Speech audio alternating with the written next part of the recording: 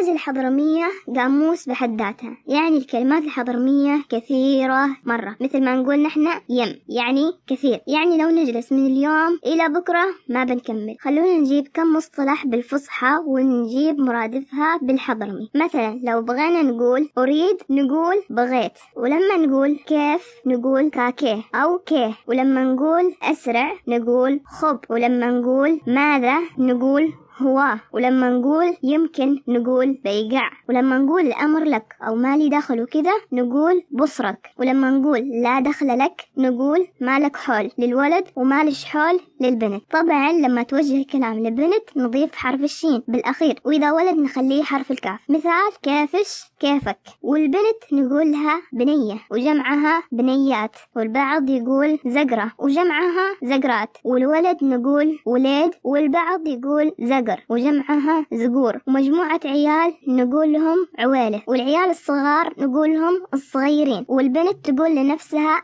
أني ويختصرها البعض ني، والولد يقول أنا ويختصرها البعض نا.